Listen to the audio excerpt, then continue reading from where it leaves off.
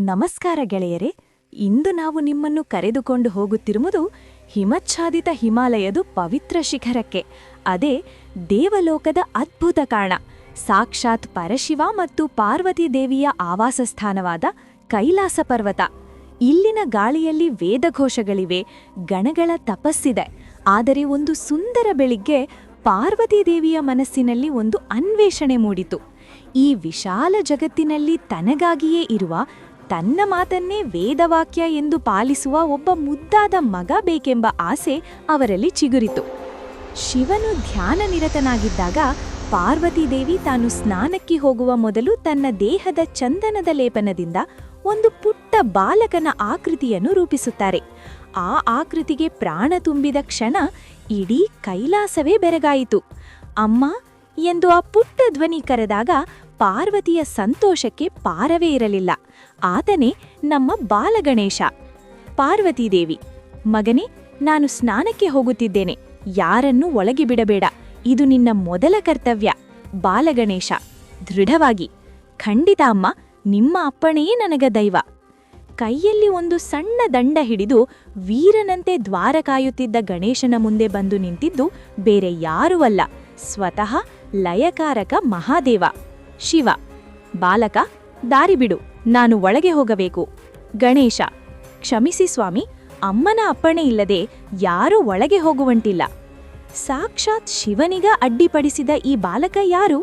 ಕೈಲಾಸದ ಗಣಗಳು, ನಂದಿ, ಭೃಂಗಿ ಎಲ್ಲರೂ ಯುದ್ಧಕ್ಕೆ ಬಂದರು. ಆದರೆ ಬಾಲಗಣೇಶನ ಶಕ್ತಿ ಅಸಾಧಾರಣವಾಗಿತ್ತು. ಬಂದವರೆಲ್ಲರೂ ಮಣ್ಣು ಮುಕ್ಕಿದರು. ಇಡೀ ದೇವಲೋಕವೇ ಈ ಪುಟ್ಟ ವೀರನ ಪರಾಕ್ರಮ ಕಂಡು ಬೆಚ್ಚಿಬಿದ್ದಿತು. ಕೊನೆಗೆ ಶಿವನ ಮೂರನೇ ಕಣ್ಣು ಕೆಂಪಾಯಿತು. ತನ್ನ ಆಜ್ಞೆಯನ್ನು ಮೀರಿದ ಬಾಲಕನ ಮೇಲೆ ಶಿವನು ತ್ರಿಶೂಲವನ್ನೆಸೆದನು. ಮರುಕ್ಷಣವೇ ಆ ಪುಟ್ಟ ಬಾಲಕನ ಶಿರ ದೇಹದಿಂದ ಬೇರ್ಪಟ್ಟಿತು. ಶಬ್ದ ಕೇಳಿ ಹೊರಬಂದ ಪಾರ್ವತೀದೇವಿಗೆ ಕಂಡಿದ್ದು ರಕ್ತಸಿಕ್ತವಾಗಿ ಬಿದ್ದಿದ್ದ ತನ್ನ ಮಗ. ಅಮ್ಮನ ಮಮತೆ ಕ್ಷಣಾರ್ಧದಲ್ಲಿ ರೌದ್ರ ರೂಪ ತಾಳಿತು. ಜಗತ್ತನ್ನೇ ನಾಶ ಮಾಡಲು ಸಿದ್ಧರಾದ ಪಾರ್ವತಿಯನ್ನು ಕಂಡು ದೇವತೆಗಳು ನಡುಗಿದರು. ಪಾರ್ವತಿ: ನನ್ನ ಮಗನನ್ನು ಈಗಲೇ ಜೀವಂತಗೊಳಿಸಿ, ಇಲ್ಲವಾದರೆ ಈ ಸೃಷ್ಟಿಯೇ ಇರುವುದಿಲ್ಲ.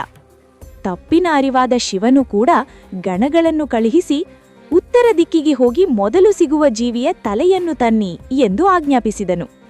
ಗಣಗಳು ತಂದಿದ್ದು ಗಜಮುಖ, ಅಂದರೆ ಆನೆಯ ತಲೆ. ಆ ತಲೆಯನ್ನು ಬಾಲಕನ ದೇಹಕ್ಕೆ ಜೋಡಿಸಿ ಪ್ರಾಣ ತುಂಬಲಾಯಿತು. ಗಣೇಶನು ಎದ್ದು ನಿಂತಾಗ ಕೈಲಾಸವೇ ಹರ್ಷೋದ್ಗಾರ ಮಾಡಿತು.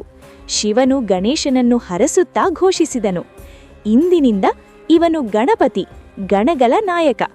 ಯಾವುದೇ ಶುಭ ಕಾರ್ಯವಿರಲಿ, ಮೊದಲು ನಿನ್ನ ಪೂಜೆ ನಡೆಯಲಿ. ನಿನ್ನನ್ನು ಪೂಜಿಸಿದವರ ವಿಘ್ನಗಳು ದೂರವಾಗಲಿ. ಹೀಗೆ ಹುಟ್ಟಿದವನೇ ನಮ್ಮ ಪ್ರೀತಿಯ ವಿಘ್ನೇಶ್ವರ. ಅಮ್ಮನ ಮಾತಿಗೆ ಪ್ರಾಣವನ್ನೇ ಪಣಕ್ಕಿಟ್ಟ ಆ ಚಿಕ್ಕ ವೀರನೇ ಇಂದು ಜಗತ್ತಿನ ಕಣಕಣದಲ್ಲೂ ಪೂಜಿಸಲ್ಪಡುತ್ತಿದ್ದಾನೆ. ಗೆಳೆಯರೇ, ಈ ಕಥೆ ಇಷ್ಟವಾದಲ್ಲಿ ಲೈಕ್ ಮಾಡಿ, ಶೇರ್ ಮಾಡಿ ಮತ್ತು ನಮ್ಮ ಚಾನೆಲ್ಗೆ ಸಬ್ಸ್ಕ್ರೈಬ್ ಆಗಲು ಮರೆಯಬೇಡಿ. ಧನ್ಯವಾದಗಳು.